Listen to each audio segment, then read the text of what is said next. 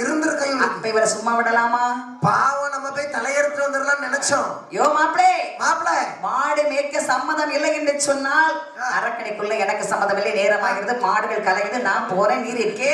மாப்பிள மாப்பிள மாப்பிள வாங்க ஐயா சாமி ஐயா. நானே உனக்கு காமிங்க என்ன திருநீர் ரெண்டு அள்ளி போட்டு புத்திய மாத்துறேன் ஐயா. நீர் போடுறதுல எனக்கு சரி வராது, எனக்கு நேர்வழி, உமக்கு குறுக்கு வழி. குறுக்கு வழி எங்களுக்கு. மாப்பிள என்ன வாங்க, நான் என்னைக்குனாலும் உங்களுக்கு தேவையான நீங்க பெண்ணை கட்டி கொடுத்துருக்கீங்க. அதுக்கு பெண்ணை கட்டி கொடுத்தது என் காலுக்குள்ள என்னைக்குனாலும் நீங்க வந்தாங்க. அப்படியே இப்படி ஒரு எண்ணம் இருக்குதா உமக்கு? ஆமா, மாப்பிள்ளை வீட்டுக்காரங்க நாங்க நெஞ்ச மலத்திக்கிட்டு அலைவோம். நீங்க பெண்ணை கட்டி கொடுத்தீங்க.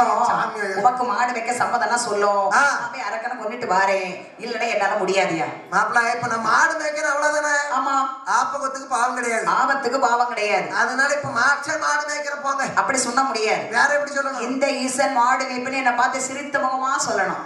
இந்த ஈசன் மாடு மேய்ப்பேன். சரியில்லை. இந்த ஈசன் மாடு மேய்ப்பேன் போங்க. நல்லா இருக்காடா செல்லாம், நல்லா இல்ல. அவனுக்கு நீ வரும்போது 5 ஸ்டார் வாங்கி கொடுத்துருப்பா. நீ சொல்றதுக்கு ஆமா போட்டு. சிரிப்பு சரியில்லை, நல்லா சிரிச்ச முகமா சொல்லுங்க அத்தான். இந்த ஈசன் மாடு மேய்ப்பேன்.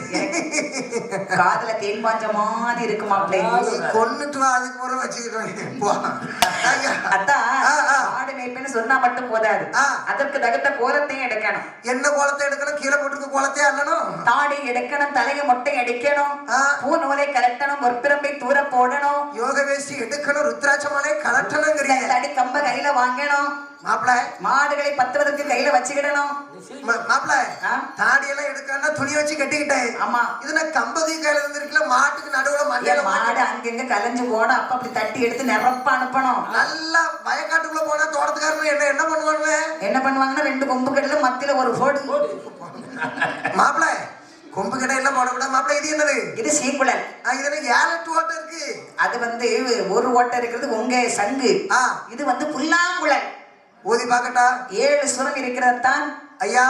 எனக்கு தெரிஞ்சதெல்லாம் ஒரே சுரம், ஒன்லி டைபாய்டு சுரம். அந்த சுரத்தை வாசி பார்க்கலாம். பிடிங்க கடைக்கலை கஞ்சிகளை சொல்லி என்ன கேட்டாலும் கிடைக்கும் அத்தான். மாப்பிள்ள நீங்க சீக்கிரம் போவாங்க ஐயா.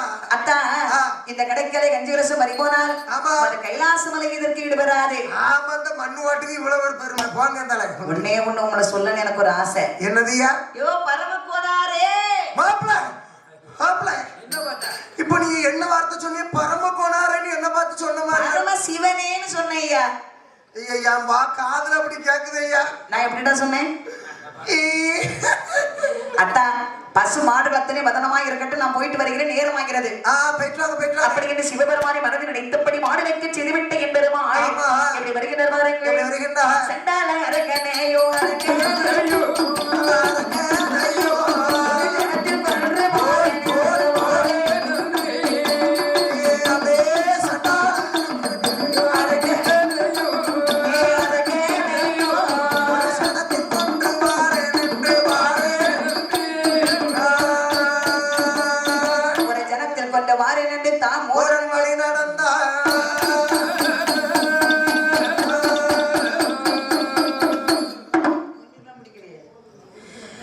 சம்காரம் செய்ய வேண்டும் என்று பெருமாள் புறப்பட்டு வருகிறார்.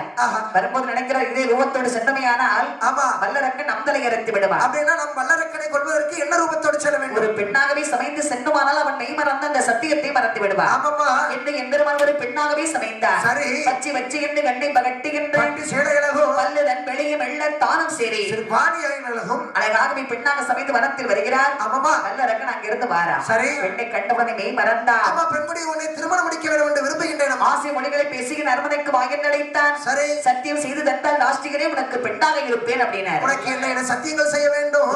தன்னை எடுத்து தோஷமில்லா உன் சிரசை சரி 3 முறை சுற்றி உன் தொண்டையில் வைத்தால் உன் அரமனைக்கு நான் வருகிறேன் என்று சொல்ல சரிதான். அரக்கன் என்ன செய்ய பாருங்கள் செய்கின்றான். காதலி நான் மதிமயங்கி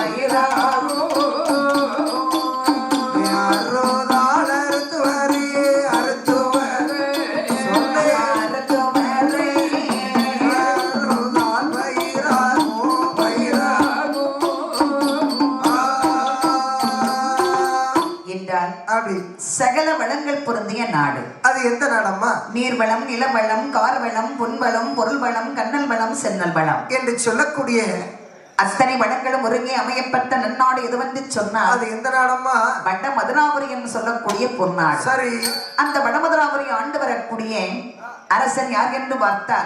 யாரம்மா? அதாவது உக்ரசேன மன்னன் ஆண்டு வருகிறார். சரி, இந்த உக்ரசேன மன்னன் நீதிநெறி தவறாமல் கடமை கண்ணியம் கட்டுப்பாடு என்று சொல்லக்கூடிய அம்மா ஒழுக்க நெறியோடு இந்த மன்னவன் ஆண்டு வருகிறார். சரிதான். ஆண்டு வரக்கூடிய சமயம் அம்மா அந்த நாட்டில் மாதம் 1 மழை பொழிகின்றது, வருடம் 1 பூ விளைகின்றது, வயல்கள் எல்லாம் கண்ணல் சென்னல், பரப்புகள் எல்லாம் முத்து தருகின்றது, மாடு கட்டி போர் அடித்தால் மாளாது சென்னல் என்று ஆனை கட்டி போர் அடிப்பார்களாம் அந்த வடமதுராபுரி தனிலே. சபாஸ். அப்பேற்பட்ட நன்னாட்டை இந்த உக்ரசேன மன்னவன் ஆமா சீரோடும் சிறப்போடும் ஆண்டு வரக்கூடிய சமயம் ஆமாம்மா மாலை மனம் முடிக்க விடுமே என்று சரி யாரை மனம் முடித்தார் பாருங்கள். யாரை திருமணம் முடிக்கின்றார்? சீதேவி என்ற பெண்ணையே என்ற சிறப்புடனே மனம் முடித்தார். ஸ்ரீதேவி என்ற பெண்ணை ஓடி பெண்ணை சிறப்புடனே மனம் முடித்தார். மன்னவனோ தேவியுமாய்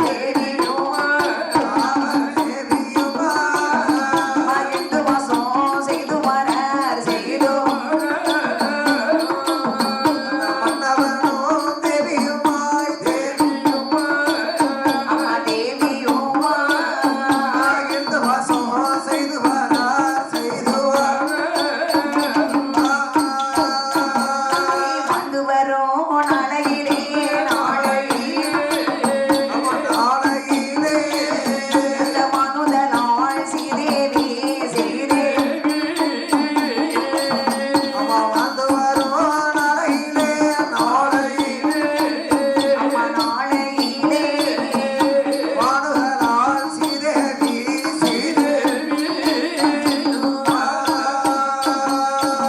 இந்த உக்ரசேன மன்னவன் சரி திருமணம் முடிக்க வேண்டும் என்று சொல்லி ஆமாம்மா சீதேவி எனும் சொல்லக்கூடிய பெண்ணை சிறப்புடனே மனம் முடித்தார். அப்படி பேர் எவ்வளவு பொருத்தமா அமைஞ்சிருக்கு பத்தியா? ஆமா ஸ்ரீதேவி ஆமா சிரித்த முகத்தோடு இருப்பவள் ஸ்ரீதேவி. ஆமா அழகாக பெண் பார்த்து திருமணம் முடித்து மன்னவனும் தேவியுமாக மகிழ்ந்து வாசம் செய்து வருகின்றார். வட மதுராபுரியிலே அழகாக வாழ்ந்து வரக்கூடிய சமயம். ஆமாம்மா அதாவது இந்த சீதேவி அம்மையானவள் அந்த அவர்கள் அன்பின் அடையாளமாக சரி இவள் கருவுற்றாள். அடே அப்பா கருவுற்றவள் எப்படி இருக்கின்றாள்? அவள் எப்படி இருக்கின்றார்? ஒன்று தொட்டு மாதம் பத்து திகழ்ந்தது. ஆமாம்மா பாவையருக்கு மெய்நோக அப்படி இந்த சீதேவி அம்மையானவள் சரி அழகான ஒரு ஆண் குழந்தையை பெற்றெடுக்கிறார். அப்படி என்னை போன்று அழகுடைய ஆண் குழந்தையை பெற்றெடுக்கின்றார். என்னை போன்று இல்ல, நம்ம அண்ணாச்சி மாதிரி. அப்போ ஆண் குழந்தை பிறந்த போது சரி அழகாக மன்னவனும் தேவியும் மட்டற்ற மகிழ்ச்சி அடைந்தார்கள். ஆமா ஏனென்று சொன்னால் என்ன ஒரு அரசன் இவருக்கு ஒரு பிள்ளை, அதாவது இளவரசன் இருந்தால் தான் நாட்டை அரசாள ஒரு பிள்ளை வேண்டும் அல்லவா? ஆமா நாட்டு மக்கள் எல்லாம் என்ன சொல்லுவார்கள்? அரசருக்கு பின்பு இளவரசர் இருக்கின்றார். ஆமா தகப்பனை போன்று பிள்ளையும் அரசாட்சி செய்வார்னு ஒரு நம்பிக்கை இருக்கும் அவங்களுக்கு. ஆண் மதலை பெற்றெடுத்த உடனே ஆனந்தம் பெரிதாகி சரி உக்ரசேன மன்னவனும் சீதேவி தம்பதியர்கள் ஆமா அருமையாக அந்த குழந்தையை வளர்க்கலான்னு பார்க்கும்போது ஆமாம்மா அந்த காலத்துல பாருங்க, இப்பவும் பாருங்க, எந்த ஒரு குழந்தை பிறந்தாலும் பிறந்த உடனே அந்த குழந்தையுடைய பலாபலனை பார்ப்பது வழக்கம். பலாப்பழமா? பலாப்பழம் இல்லடா, பலாபலன் ஜாதகம். அந்த குழந்தை பிறந்த நேரம் தாய் தகப்பனுக்கு எப்படி இருக்கு, தாத்தா பாட்டிக்கு எப்படி இருக்கு, தாய் மாமனுக்கு எப்படி இருக்கு. தாய் மாமா எல்லாம் இருப்பாரா கொஞ்ச காலம், இல்லைன்னா போயிருவாரா? ஏன்னா பிள்ளைகள் பிறக்கிற விஷயத்துல தாய் மாமனுக்கு தான் நிறைய பிரச்சனை வரும். ஆமா கொடி சுத்தி பிறந்துச்சுன்னா குளத்தில இருக்கும், தாய் மாமனுக்கு ஆகாது. கொடி சுத்தி பிறந்தா அப்படி, அதனால அதுல சாத்தியம் நிறைய. அப்ப நாட்டுக்கு அரசனுடைய பிள்ளை, நமக்கும் நமது நாட்டு மக்களுக்கும் இந்த பாலகனுடைய பலத்தால் எப்படி இருக்கும்னு முதல்ல பார்க்கணும். அப்படின்னா அப்படி என்று சொல்லி உக்ரசேன மன்னன் என்ன செய்யறார் பாருங்க. என்ன செய்கின்றா? சோதிடரை வரவழைத்து சோதிடரை வரவழைத்து சொல்லுவார மன்னவனோ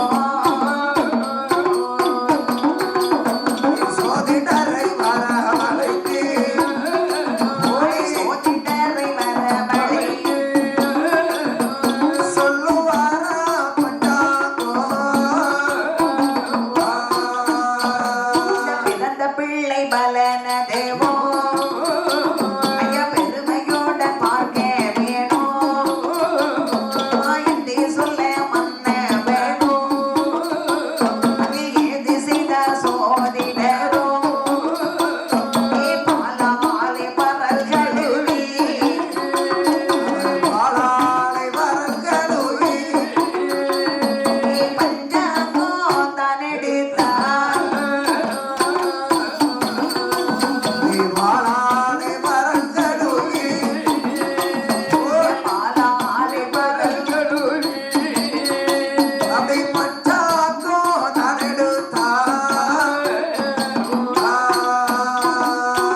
உக்ரசேன மன்னவன் பிறந்த பிள்ளை வரனை பார்க்க வேண்டும் என்று சொல்லி என்ன செய்கின்றார்? அப்பா காவலவா என்னது காவலைவா?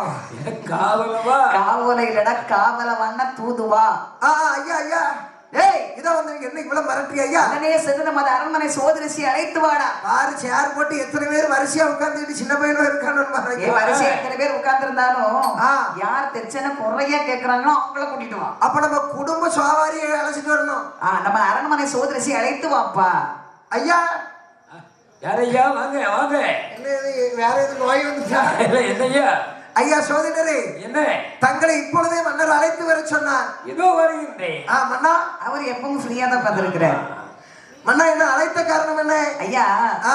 எனக்கு அழகான ஒரு ஆண் குழந்தை பிறந்திருக்கிறது. இது இந்த ஆண் குழந்தை பிறந்த பலாபலன் உங்களுக்கா? எங்க வீட்டுக்கும் ஆ. எங்கள் நாட்டுக்கும் சரி. எப்படி இருக்கிறது என்று தாங்கள் பார்த்து சொல்ல வேண்டும். என் வாயை திறந்தா ஒரு நாளும் உண்மை வராது. அது எனக்கு முன்னாலே தெரியாத வேற வழி இல்ல. ஐயா ஒரு நாளும் பொய் என்பது வராது. சரி. இப்பொழுதே கணித்து பலாபலனை பார்த்து சொல்லுகின்றேன். அப்படி என்று சொல்லி சோதரிசியானவர் சொல்லுகின்றார். பாதால் பரல் கழுவி பஞ்சாங்க ஏடெடுத்து ஆமாப்பா. பரல் பரப்பி மன்னவனை பார்த்து சொல்லுகின்றார். வார்த்தை சொல்லுகின்றார். கேளாயூர் ராஜமன்னா இருத்தியுள்ள வாசகத்தை என்ன சோதனரே? ஐயா ஆ. இந்த குழந்தை பிறந்த பலாபலனை நான் பார்த்து சொன்ன அவ்வளவுதானே. எப்படியா இருக்கு? ரொம்ப நாள் கழிச்சு பிறந்திருக்கியா? ஐயா ஆ. இவன் எதையுமே பார்க்க மாட்டான், செல்ல மட்டும் தான் பாப்பானோ? அப்படிதான் இருப்பான். இங்க பாருங்க ஐயா, என்னய்யா? இந்த குழந்தை பிறந்த நேரம் நாட்டுக்கும் ஆகாது, வீட்டுக்கும் ஆகாது. சரி. மொத்தத்துல சொல்லணும்னா இந்த குழந்தைய நீங்க வளர்ப்பதை விட தலையை திருகி கொன்னுட்டீங்கன்னா ஆ. ஒரு 25,000 30,000 செல்போன் மிச்சம். ஐயா சோதனரே என்ன வார்த்தை சொல்லுகின்றீர்கள்? மேடையில இருந்து பாட்டு இறங்கி போகும்போது கல்லதுக்கு எரிஞ்சிடாம பாத்துக்க. கல்லத்துக்கு அப்படின்னாலும் என்ன எறிய மாட்டான், அக்காங்கிற பாசம் இருக்கும், உன் மேலதான் எறிவான். ஓ பண்ட அளவர் கீழே கல்ல தேடுறான் பாத்தியா? அதனால எடுத்து வச்சுக்கிட்ட போகும்போது கருப்பா எரிஞ்சிரு. ஐயா வண்ட கையில பிடிச்சி விளாண்டுட்டு இருக்காங்க. எனக்கு இல்ல கடிச்சு கூட சேட்டை பண்ணாத. அன்னைக்கு ஏடிட்டு விட்டுருவோம் பார்த்துக்கோ. ஐயா வேட்டி ஐயா சோதனரே என்ன குழந்தையை தலையை திருக்கிக் கொள்ள வேண்டுமா? அதாவது என்ன வார்த்தை சொல்லுகின்றேன்? ஐயா இந்த குழந்தை வந்து 7.5 சனியில பிறந்திருக்கிறான் ஐயா. 7.5 சனி மட்டும் இல்ல, ஜென்ம சனி, அட்டமத்து சனி, சரி. அப்படி ஏகப்பட்ட சனி இவங்கிட்ட இருக்கு, என்கிட்ட இருக்கு, உங்க பிள்ளைகிட்ட இருக்கு. இல்ல இவங்க என்ன சொன்னீங்களான்னு கேட்டேன். சரி. ஆகையினாலே நான் சொல்றத சொல்லிட்டேன், என்ன தப்பா நினைக்காதீங்க. இந்த பிள்ளைய நீங்க வளர்க்கறத விட பேசாம கொன்னுட்டீங்கன்னா உங்களுக்கும் பிரச்சனை இல்லை, உங்க நாட்டு மக்களுக்கும் பிரச்சனையே இல்லை. ஐயா சோதிடரே இந்த குழந்தையை கொல்லாம இருப்பதற்கு ஏதாவது ஒரு பரிகாரம் இருக்கா ஐயா? எந்த ஒரு பணியாரமும் பரிகாரம்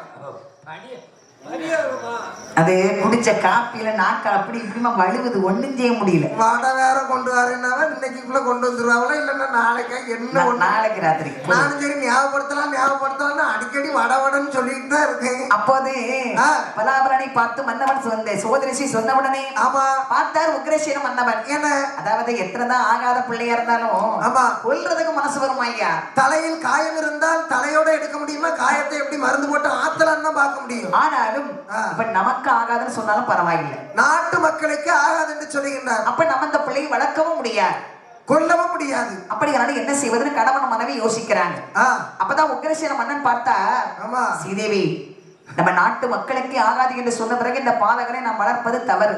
ஆமா ஆமா பேசாம இப்படி செய்வோமா? என்னங்க? ஒரு கஞ்ச பாத்திரத்தை உண்டு செய்து இந்த பாலகனை அதிலே கிடத்தி ஒரு பேராற்றில் போட்டு விடுவோம். நாம் கொல்ல வேண்டாம், யாராவது எடுத்து அந்த படையை வளர்த்துக் கொள்ளட்டுமே. மன்னவன் சொல்லுக்கு மறுவார்த்தை உண்டா? அதானே பல நாட்கள் கழித்து இந்த குழந்தை பிறந்தது. இப்பேற்பட்ட குழந்தைய பாத்திரத்திலே வைத்தா மண்டை பிடிச்சு வச்சுட்டு என்கிட்ட காமிச்சுக்கிட்டு இருக்கான். என்ன செய்வது சீதேவி? பாத்திரத்துல வச்சு அனுப்புறேன்னு சொல்லி செவரெல்லாம் நாசம். என்ன செய்தா? வண்டு மூக்குல போயிட்டா. வண்டு மூக்குல போல எனக்கு காவலையா இருக்கு மனசுக்குள்ள. அது காவலை இல்ல கவலை. கவலைதான் ஐயா. ஆமா. அப்படின்னா இந்த குழந்தை எப்படியாவது நம்ம இந்த குழந்தைய ஆத்துக்குள்ள பாத்திரத்துல வச்சு தண்ணிக்குள்ள ஆந்துரும் ஐயா. வெயிட்டு இழுத்துக்கிட்டு போயிருங்க அந்த குழந்தைக்கு. அது பச்சை குழந்தை ஒண்ணு செய்யாது.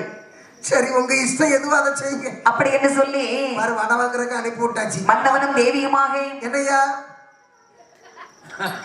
அதே ஞாபகத்துல இல்ல இல்ல தம்பிட்ட அண்ணாச்சி சொல்லி விட்டாங்க வட ஐயா அங்க போய் எதை சொல்லிட்டு இருக்காங்க. மன்னவனும் தேவியுமாக ஆமா அந்த குழந்தை ஒரு கஞ்ச பாத்திரத்தில் கிடத்தி சரி அதுல ஒரு வாசகம் வந்து எழுதி வைக்கிறாங்க. அதுல ஏன்னா இந்த குழந்தை இன்னும் அனாதையாகி விடக்கூடாது. பேரு ஊரு அட்ரஸ் எல்லாம் எழுதி வைக்கணும். அப்படி என்று சொல்லி இந்த குழந்தையை பெற்றெடுத்தவர்கள் உக்ரசேன மன்னன் சீதேவி தம்பதியர், அதாவது வடமதுராபுரி ஆளக்கூடிய அரசன் தான் என்று எழுதி குழந்தையின் கீழாக வைத்து ஒரு கஞ்ச பாத்திரத்தை அந்த பேர் ஆற்றுல கொண்டு போடுறாங்க.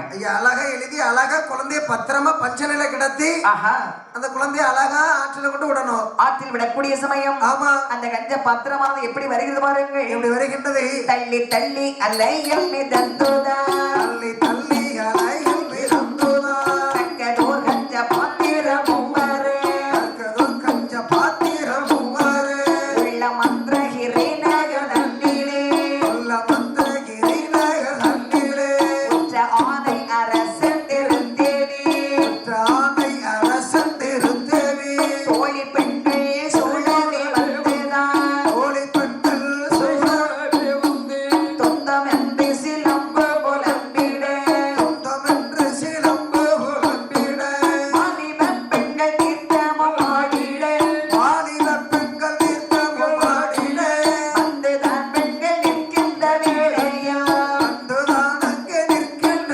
வேளையில், பெண்டாளே கஞ்ச பாத்திரம் தன்னையோ, கண்டாலே கஞ்ச பாத்திரம் தன்னையோ, காரிகையால் கையில் பிடித்தனர், காரிழையால் கையில் பிடித்தது.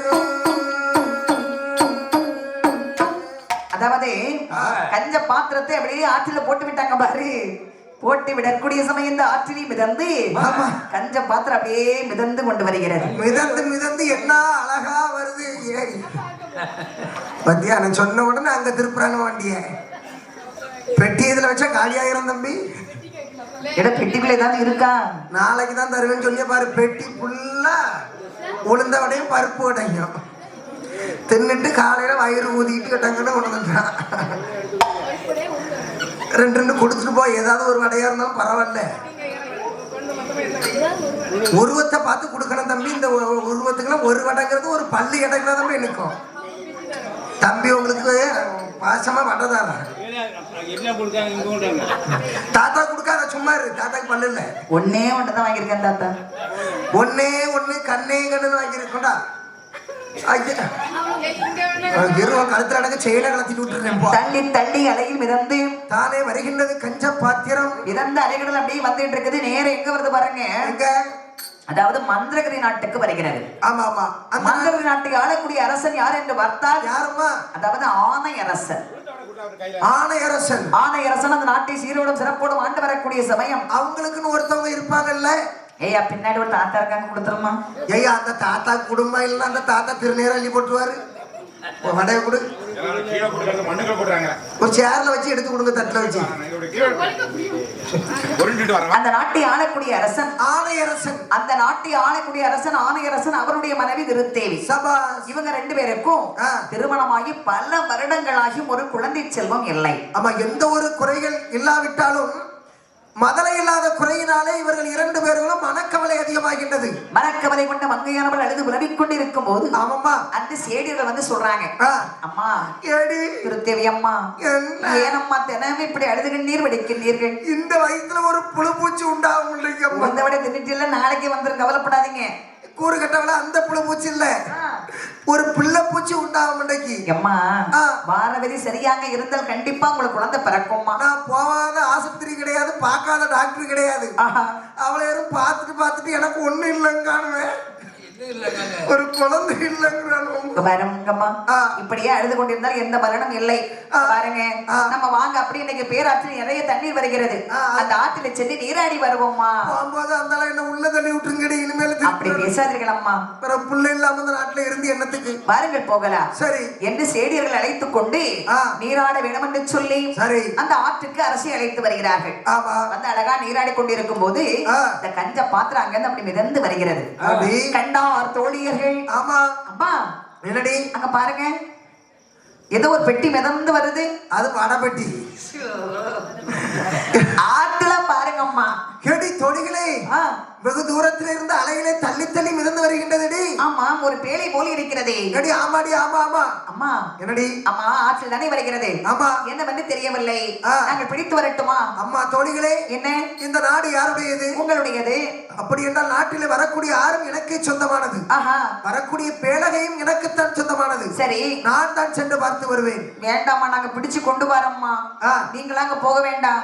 சரிடி, அப்ப நான் உள்ள விழுந்துருவேன். அவ்வளவு பயம் உங்களுக்கு. ஆமா, தூக்கிட்டால அப்படி மேல கேடி எப்படியாவது போய் அதை எடுத்துட்டு வந்துருங்கடி அப்படி என்று சொல்லி. ஆமா, தோழியர்கள் அந்த பேழை எடுத்து கொண்டு வந்து அம்மா கிட்ட கொடுக்கறாங்க. சரி, உடனே அரசி சொன்னாள், இங்க பாருங்கடி, என்ன அதாவது ஆற்றில் வந்த பொருள் அரசாங்கத்துக்கு தான் சொந்தம். கண்டிப்பா கண்டிப்பா, அவன் எத்தனை கொடுத்தாலும் தின்னுகிட்டே இருப்பான். இல்ல நான் இப்ப வேண்டாம், மேடையில இருந்து இறங்கணும்னு ஒரு 10 காலம் தந்து கொடுங்க, நான் வீட்டுக்கு கொண்டு போய் சாப்பிடணும். அப்போ அம்மா என்ன இங்க பாருங்கடி, என்னையா இந்த பேழையை நீங்க திறந்து பார்க்க கூடாது. அரசன் தான் திறந்து பார்க்கணும்டி.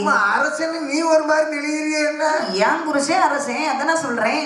ஓ அதனால அப்படின்றீங்களா? சரி அம்மா, அப்படின்னா அரசன்ட்ட கொண்டு போய் நம்ம எல்லாரும் சேர்க்கலாம், போகலாம் என்று சொல்லி அந்த கஞ்ச பாத்திரத்தை எடுத்துக்கொண்டு திருத்தேவி அம்மையார் அவள் தோழியர்களோடு அரண்மனைக்கு வருகிறார். சரி, மன்னவனாகி ஆணையரசன் முன்பாக கொண்டு அந்த பேழையை வைக்கிறாங்க.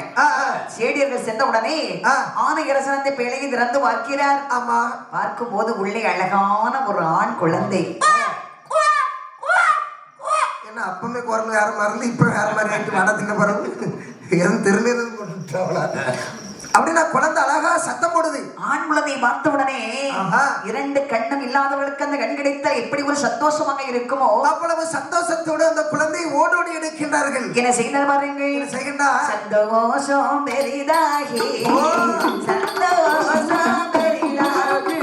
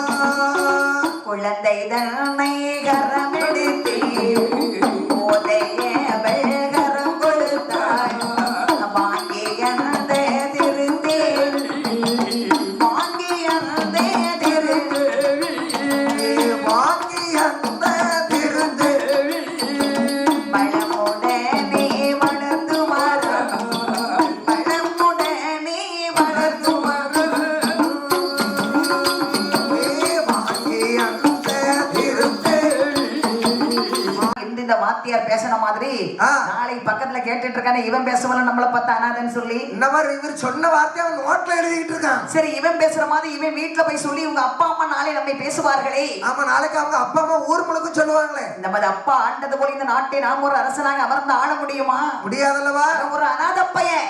இந்த வார்த்தை கேட்டது நம்மளால் இனிமேல் இருக்கக்கூடாது. அப்படியானால் நமக்கு சொந்தமான நாடு இல்லை, நமக்கு சொந்தமான தாய் தகப்பன் இல்லை என்று சொன்னால் இந்த நாடு நமக்கு தேவையில்லை, இந்த தாய் தகப்பனும் நமக்கு தேவையில்லை. வேண்டாம் வேண்டாம் வேண்டாம் அப்படி என்று சொல்லி இந்த கம்சன் மனம் வந்தான். ஆமா, என்ன செய்யணும் பாருங்கள், வாழ்விழந்து போனதினால் போனதினால்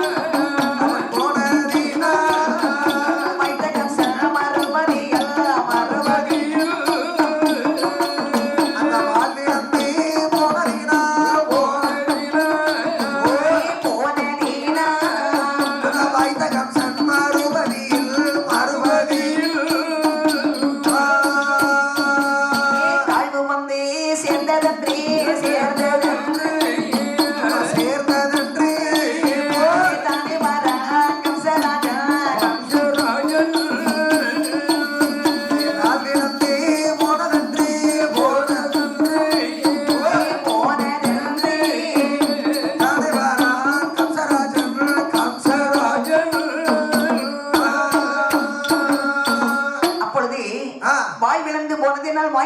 கம்சன் ஆமா மறுபதி அதாவது அந்த நாட்டை விட்டே புறப்படுகிறார். அடே அப்பா, கால் போன போக்குல எங்க போறோனே தெரியல. ஒரு வார்த்தை சொன்னதுக்கு ஆமா இப்பேற்பட்ட ஒரு நாட்டை விட்டு வருகின்றானே, வழி நடந்து வருகின்றான் கம்சன். ஆமா அப்படி வந்து கொண்டு இருக்கும் போது இவன் எங்க வாரான் பாருங்க. எங்கம்மா பிறந்தது வடமதுராபுரி, வளர்ந்தது மந்திரகிரி நாடு. சரி, இப்போ வரக்கூடிய நாடு தென்மதுராபுரிக்கு வருகிறார். வடமதுரா விட்டு தென்மதுரா வருகின்றான். ஆமா, என்ன வீடியோ எடுத்து வச்சு சிரிச்சுக்கிட்டு இருக்காங்களா என்ன? தென்மதுராபுரிக்கு வரக்கூடிய சமயம் அந்த நாட்டை ஆளக்கூடிய அரசன் யார் தெரியுமா? யாரம்மா? சராசந்த மன்னன்.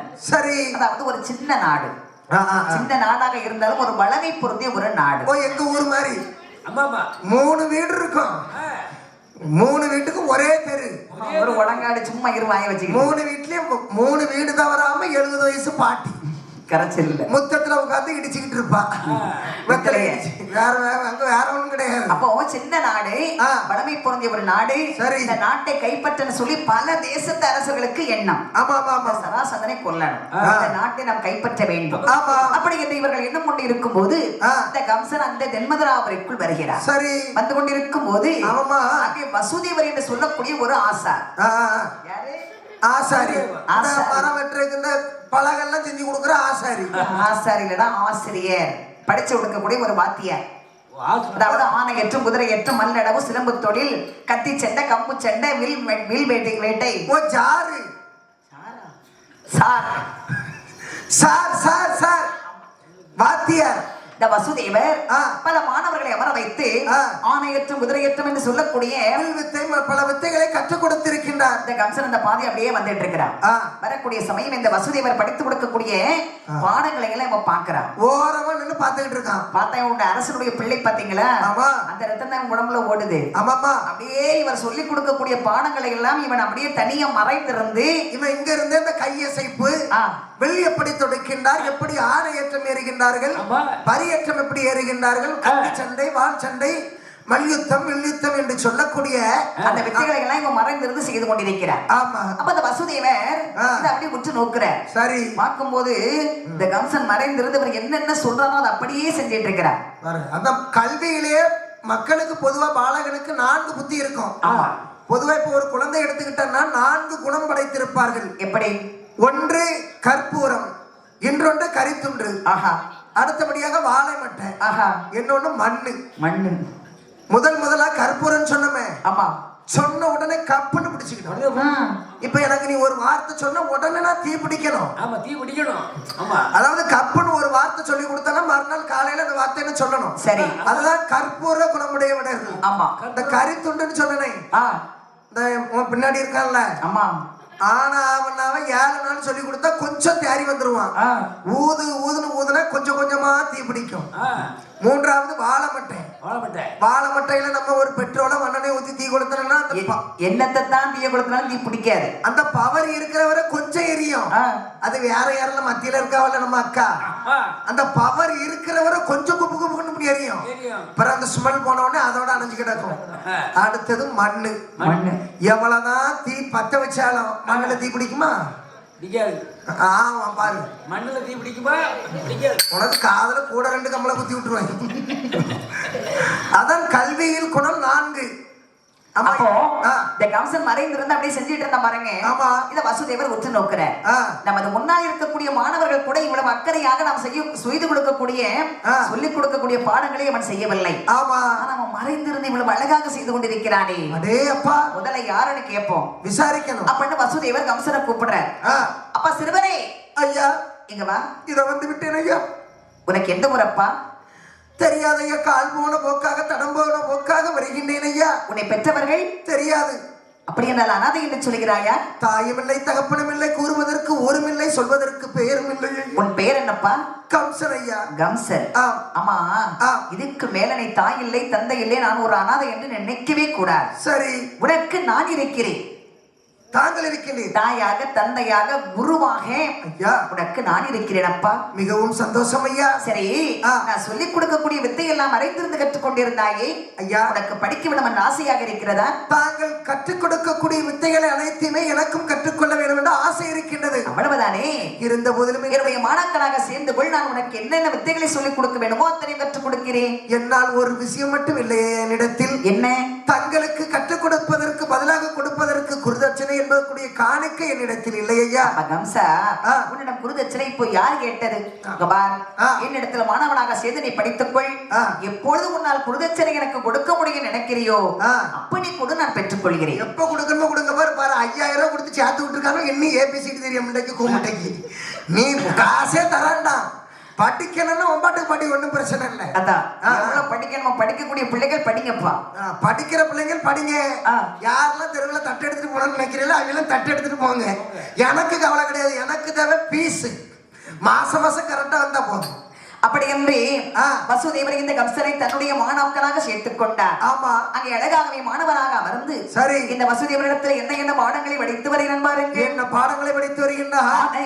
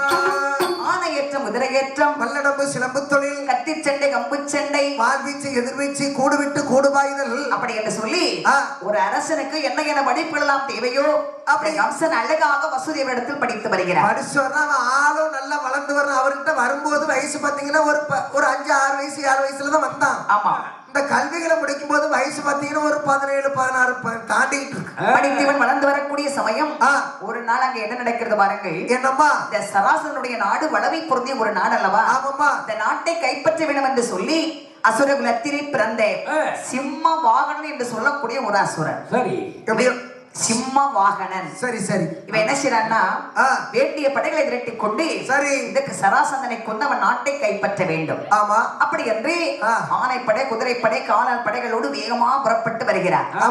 சராசந்தன் அட்டில் வந்தேன், சண்டை செய்ய வந்தேன் என்று சங்குநாத ஓசை எழுப்புகிறார். சண்டை செய்ய வந்தேன், சண்டைக்கு வருவீர்களாக.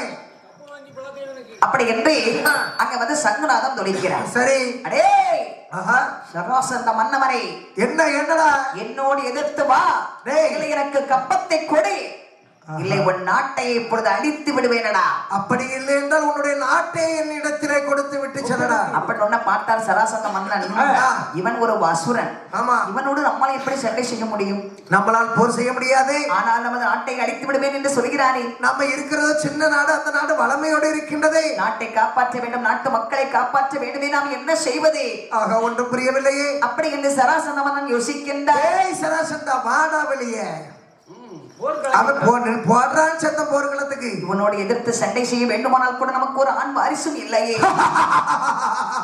ஒரு பெண்மகன் தானே இருக்கிறார். ஒவ்வொருத்தருக்கா கொஞ்சம் கொஞ்சம் தூக்கம் வருது, கெடுக்காது. சும்மா அந்த தூக்கத்தை கெடுத்து விடுறதுதான் இவ்வளவு சத்தம் போடுறேன். நல்லா இருப்பி யாரும் வெள்ளு மேடைக்கு முன்னாடி கதை காலத்து தூங்காதீங்க. ஆமா, அப்படி தூக்கம் வந்துச்சுன்னா 4-2 குண்டு ஊசி தானே வாங்கிடுங்க. எதுக்கு? இப்படி கண்ணுக்குள்ள இப்படி வச்சு விட்டுட்டா நறுக்குன்னு குத்தமா கண்ண மூடும் போது அப்ப தூக்க முடியாது. குண்டு ஊசி வேண்டாம், இந்த சாக்கு தைக்கிற கோணி ஊசி இருக்குல்ல, அந்த ஊசி கீழே நட்டு வச்சுட்டு மேல உட்கார்ந்துக்கிடுங்க. ஒரு நாள் நீங்க தூங்கிக்கிடவே வேண்டிய வாழ்க்கையில. நீ ஐடியா கொடுத்தா உனக்கு மிஞ்சி நான் கொடுக்கணும்ல, அது தப்பு. அப்படின்னா டேய், அப்போ அந்த சிம்ம வாகன சத்தியப்படக்கூடிய சமயம் பார்த்தான் சராசந்தன், நாட்டை காப்பாற்றி ஆகணும், வேற வழி இல்லை. டேய் தூதுவா, என்ன உடனே ஒரு வாசகத்தை எழுதடா. இதோ எழுதுகின்றேன் ஐயா. இதனால் நமது நாட்டு மக்கள் அறிவிப்பது என்னவென்றால், இதனால் நமது நாட்டு மக்களை அறிப்பது என்னென்றால், நமது நாட்டு மக்களுக்கு அறிவிப்பது என்னவென்றால், நாட்டு மக்களுக்கு அறிவிப்பது என்னவென்றால், சிம்ம வாகனன் என்று சொல்லக்கூடிய அசுரன் என்று சொல்லக்கூடிய அசுரன், சிம்ம வாகனன் என்று சொல்லக்கூடிய அசுரன், சிம்ம வாகனன் என்று சொல்லக்கூடிய அசுரன் நம்ம நாட்டோடு சண்டைக்கு வந்திருக்கின்றார். நம் நாட்டோடு சண்டைக்கு வந்திருக்கின்றான். அந்த அசுரனை எவன் ஒருவன் கொன்று வென்று வெற்றியோடு வருவானோ, எவன் ஒருவன் கொன்று வென்று வெற்றியோடு வருவானோ அவனுக்கு என் நாட்டில் பாதியும், அவனுக்கு என் நாட்டில் பாதியும், என் மகளையும் மனம் முடித்து தருவேன். என் மனைவியை மனம் முடித்து, என் மகளை மனம் முடித்து தருவேன். முன்னாடி இவன் கிடந்த காக்காச்சி. நான் ஏன் மண்டாட்டி சொல்ல, உங்க மண்டாட்டி தான் சொல்லிட்டு இருக்கேன். கூறு கட்ட மனுஷா, என் முன்னாடி தான் அப்படின்னா உடனே சென்று பறையடித்து வந்த பறைக்காரன் கூட்டிட்டு போ. ஐயா பறைக்காரரே, உங்களுக்கு சுகரா? எல்லாருக்கும் சுகர் தான் முத்தி வேலை. ஆனா சுகர் தான் ஒரு பெட்டியில் அட்டை கொடுத்தா ஒரு நிமிஷத்துல தின்னுருவாரு. அதுக்காக ஆசை அடக்க முடியுதா? ஐயா பறைக்காரரே, இப்பொழுதே பறையடிங்கள்.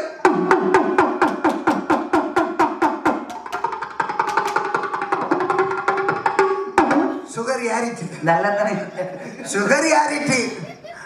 நாட்டு மக்களுக்கு இதனால் தெரிவிப்பது என்னவென்றால், சிம்ம வாகனன் என்று சொல்லக்கூடிய மிகப்பெரிய ஒரு அசுரன் வந்து போருக்கு நிற்கின்றான். எவர் ஒருவர் அவரை கொன்று வென்று ஜெயம் பெறுவார்களோ அவருக்கு சராசந்தன் என்று சொல்லக்கூடிய மன்னர் அவரது மகள் திருமகள் அழகுடைய மகளை திருமணம் முடித்து கொடுப்பாராம். அடிங்க பாதி நாட்டை கொடுக்கறத மறந்துடுறதா? மிகவும் அவர் மகளுக்கு இன்னொரு முக்கிய அறிவிப்பு. மகளுக்கா? அவர் மகளை திருமணம் முடித்து கொடுக்கும் போது மகளுக்கு சிறிதனமாக பாதி நாட்டையும் கொடுப்பாரா. முக்கிய குறிப்பு என்ன? சண்டைக்கு வருபவர்கள் திடமாகவும் வாலிய பயன்களாக இருக்கணும். சும்மா கல்யாணத்துக்கு ஆசைப்பட்டு இந்த பல்லு மூணு டிக்கெட் வந்து இருந்துக்கிட்டு கடைசியில் தலைகளை பிடிச்சி நட்டுருவாங்க. அதனால வயசு பசங்களுக்கு தான் இதுல ஒரு அறிவு. கல்யாணம் முடியாதவன தான் வரணும். பொண்ணுக்கு வயசோ வாலிபம் அதெல்லாம் கிடையாது. சிம்ம வாகனம் தலையறுத்து வரணும். திறமை உள்ள வந்து செய்ய முடியும். சரி, ஒரு கல்யாணம் முடிஞ்சது தலையறுத்து இருக்கட்டும். மன்னர் மகளை எவனா ஒருத்தன் தலையறுத்துட்டு வந்தா சரிதான்டா. இப்போ ஏன்னா இப்போ உள்ள பையனோட கல்யாணம் முடிஞ்சு, இப்ப கல்யாணம் யாருக்கு கல்யாணம் முடிஞ்சிருக்கு முடியலன்னு கண்டுபிடிக்க முடியாது. ஆமா, எந்த வாலிய பையனை பார்த்தாலும் கல்யாணம் முடியாத மாதிரி தான் இருக்கும். ஆனா அவனுக்கு 2 பிள்ளை இருக்கும். கேட்டு பாருங்களா, கல்யாணம் முடிச்சுட்டா இல்ல பாத்துக்கிட்டு இருக்காவ. வீட்டுல 2 பிள்ளை மனைவி பீடி சுத்திக்கிட்டு இருப்பா. ஆனா பாத்துக்கிட்டு இருக்காவ. அதனால வந்து அப்பொழுது பரிசாத்திய உடனே, ஆமா, பரிசாத்திலே காதிலே கேட்ட உடனே, சரி இப்போ ஒரு நாட்டை எதிர்த்து ஒரு சிம்மவாகனன் என்று சொல்லக்கூடிய அசுரன் படை திரட்டு வரக்கூடிய சமயம், ஆமா, நாட்டு மக்கள் அவனை எதிர்க்க முடியுமா? முடியாதுல்ல. அந்த அரசனுடைய பரிசாத்திலே கேட்டும் யாரும் முன்வரவில்லை இவனை கொல்வதற்காக. ஆமா, அப்போ இந்த பரிசாற்றலானது கம்சனுடைய காதில் கேட்கிறது. அப்படியே படீரென்று ஒலித்தது. வீரட்டை எழுந்து நினைக்கிறான், நாட்டிலே ஒரு வீரனா, ஒரு அனாதை போல் நாம் வந்து வசுதேவரிடத்தில் அத்தனை வித்தைகளையும் படித்துக் கொண்டோம். ஆமா, கற்ற வித்தைகளை முதலாவது நாம் செய்து பார்க்க வேண்டும். கண்டிப்பாக. அடுத்தது, நமக்கென்று சொந்த நாடு இல்லை, சொந்த வீடு இல்லை, நமக்கு சொந்தம் என்று யாருமே இல்லை. எப்படியாவது இவன் மூலமா அந்த நாட்டுக்குள்ள பூந்துடணும். இந்த அசுரனை கொண்டு விட்டோமே ஆனால் நாட்டுக்கு பாதி நாடும் கிடைக்கும், நமக்கு சொந்தமாக ஒரு பெண்ணும் கிடைப்பார். அதனை விட நம்ம சொந்தமா ஒரு மாமியாரும் கிடைப்பார். கண்டிப்பா கிடைப்பார். ஏன்னா மாமியார் மாமனார் குடும்பத்தோட ஜாயிண்ட் ஆயிருக்குல்ல பிறகு. ஆமா ஆமா. அப்படி என்று இந்த கம்சன் நேர எங்க வர பாருங்க. எங்க வருகின்றான்? சராசந்தன் நம்முடைய முன்பில் வருகிறான். ஆமா, அரசே வணக்கம் ஐயா. வாருங்கள் வாருங்கள் வீரரே. வணக்கம். தாங்கள் யார்? தங்கள் பெயர் என்ன? என் பெயர் கம்சன். சரி, இங்க வந்த காரணம் என்ன? ஐயா, சிம்மவாகனன் என்று சொல்லக்கூடிய அசுரனை இவன் ஒருவன் எதிர்த்து வந்தாலும் பாதி நாடும் பெண்ணும் தருவேன்னு சொன்னீங்களே.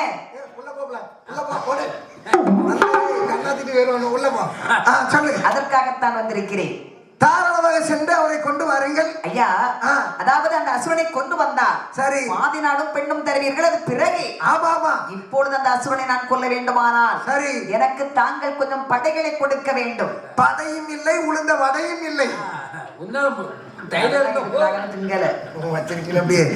அப்பா, நாட்டு மக்களிடத்தில் என்ன பறைசாற்றினார்கள்? வீரனை எவன் எதிர்த்து கொள்கின்றானோ அவனுக்குத்தான் பெண்ணை திருமணம் முடித்து கொடுக்க முடியும். அரசே, அவன் தனியாக வந்தால் நானும் தனியாக செல்லலாம். சரி, அவன் படைகளோடு வந்திருக்கிறார், நானும் படைகளோடு தான் செல்ல முடியும். சரி, கொஞ்சம் யானைப்படை குதிரைப்படைகளை கொடுத்தால் உங்கள் சார்பாக நான் சென்று அந்த சிம்மவாகனன் தலையை நான் அறுத்து வருகிறேன். இல்லை, படையெல்லாம் தேவையில்லை, நீ மட்டும் படலை. படைகளே ஐயா, யானை படையெல்லாம் நேர வனத்துக்கு மேய போயிருக்கு. குதிரை படையெல்லாம் குதிரைக்கு லாயம் அடிக்கிறதுக்கு கொண்டு விட்டுருக்கு. காலில் சரி படைகளே, இப்பொழுதே சென்று வாருங்கள். நீங்க போயிட்டு வரீங்களோ என்னமோ தெரியல. போயிட்டு வாங்க, போங்க போங்க. அப்படி என்று சொல்லி கம்சனுக்கு துணையாக கொஞ்சம் படைகளை சராசந்தன் அனுப்புறேன். சரி, படைகளை அழைத்துக் கொண்ட கம்சன் நேராகவே சிம்ம வாகனோடு வந்து எதிர்த்திருக்கின்றான். ஆமாம்மா. யாரடா நீ? டேய், நீ யாருடா? நான் தான் சிம்ம வாகனன். சிம்ம வாகனம் தான். என்னுடைய வீரத்தை பார்த்தாயா? என்னுடைய காலை பார்த்தாயா? லேச தட்டி விட்டா கவுந்து விழுந்தானா 3 நாள் உங்களுக்கு எழும்புறதுக்கு. வில்றது தெரியுமாடா? கம்சனடா. நீ கம்சனா? ஆமா. டேய், பார்க்கலாமா உன்னுடைய திறமையை? உன்னுடைய அப்படி என்று சொல்லி ஆமா, இவர்கள் சண்டை செய்யக்கூடிய சமயம் ஆமாமா, அந்த சிம்மவனுடைய படைகளை அவன் கொண்டான். ஆமா, கொண்டு வந்த உடனே சராசந்த மன்னன் நாட்டில் பாதி தர்றேன் அப்படின்னாரு. ஆமாமா. ஆனா பெண்ணை கட்டி கொடுக்கணுமே. எப்படி இவன் கொடுப்பாங்க? யாரு, என்ன குலம், என்ன குடும்பம்னு தெரியாம நம்ம எப்படி பெண்ணை கட்டி கொடுக்கறது? அவன் என்னுடைய பூர்வீகத்தை கண்டுகொள்ள வேண்டும். யாருன்னு கேட்டார். அதாவது ஆணையரசன் என்னுடைய தந்தை, மந்திரகிரி நாடு என்னுடைய சொந்த நாடு. அப்ப உக்கிரசேனன் திருத்தேவி மன்னனுக்கு உடனே அவருக்கு ஓலை அனுப்புனாங்க. ஆமா, ஆணையரசன் அப்பதான் இங்க நாட்டுல இருக்கிறது கம்சன் அவன் இருக்கிறதே அவருக்கு தெரியுது. ஆமாமா. அங்க வந்து சொன்னார், ஐயா இது என்னுடைய பாலகன் என்னுடைய பெற்றெடுத்த பிள்ளை இல்லை. ஆமா, பேராற்றில் வந்தா. சரி, ஆனால் பெற்றெடுத்த தாய் தந்தை யாருன்னு எனக்கு தெரியும். யாரையாது? வடமதுராபுரி ஆளக்கூடிய உக்கிரசேனன் சீதேவி தம்பதியர் தான் இவனை பெற்றெடுத்த தாய் தந்தை. அவனை கல்யாணம் முடிக்கணும்னா சரி அவங்களை கூப்பிட்டுடுங்க, இவனுக்கும் எங்களுக்கும் எந்த சம்பந்தமும் கிடையாது. அப்படி என்று புறப்பட்டார்கள். ஆமாமா. உக்கிரசேன மன்னனுக்கு ஓலை அனுப்பினார். சரி, அவர் பார்த்தா பெற்றாண்டே பேராற்றில் போட்டு விட்டோம், இனிமேல் நமக்கு இதுக்கு சம்பந்தமே இல்லை அப்படி என்று கல்யாணத்துக்கு வரவே மறுத்தார்கள். ஆமாமா. உடனே சராசந்தன் பார்த்தா எத்தனை நாள் அரசனுடைய பிள்ளை தானே, அவனுக்கு ஒரு இளவரசன் தானே, அப்படி என்று சொல்லி தன்னுடைய மகளை கம்சனுக்கு மனம் முடித்து வைத்தார். அப்ப கம்சன் பார்த்தா நமது நாடு எது, நமது தாய் தந்தை எது என்று தெரிந்த பிறகு இனிமே நமக்கு மாமனார் நாட்டுல என்ன வேலை? இனிமேல் நமக்கு இந்த நாடு எதற்கு? உடனடியாக நாம் நாட்டுக்கு செல்ல வேண்டும். அப்படி என்ன மனைவியை கரம்பிடித்த வசுதேவரை அழைத்துக் கொண்டு சரி எல்லோருமாகவே வடமதுராபுரிக்கு வருகின்றார்கள். வந்த உடனே பார்த்தா பெற்றெடுத்த தாய் தந்தை நம்மை வளர்க்கவில்லை. ஆமா, அவர்கள் நாம் எதுக்கு பார்க்கணும்? அவங்க எதுக்கு சந்தோஷமா முதல்ல அந்த சிம்மாசனத்துல இருக்கணும்? அப்படி என்று சொல்லி தாய் தந்தையரை பிடித்து பாதாள சிறைகளை கொண்டு அடைத்து விலங்கு கால் விலங்கு ஊட்டி வைத்து காவலர்களை நியமித்தார். சபாஸ். என்ன இந்த பாவிகளுக்கு பச்சை தண்ணி கூட கொடுக்க கூடாதடா. சுடு தண்ணி கொடுக்கறையா, பச்சை தண்ணி கொடுக்க மாட்டேன்.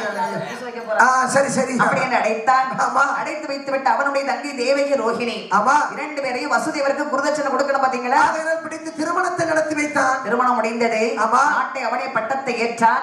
படைகளோடு அந்த வடமதுராபுரியை கம்சன் ஆண்டு வருகிறார். அப்படி வருகின்ற போது ஒரு நாள் தினமதில் இவன் என்ன செய்யறான் பாருங்க, படைகளோடு கம்சன் புறப்படுகிறார். அப்படி வருகின்ற போது கண்டார் தேவகி ரோஹிணி 2 பேரும் என்ன சொல்லுகின்றார்? அண்ணா அண்ணா கம்சராஜா கம்சராஜா அருமை தங்கையே சொல்ல கேளாய் சொல்ல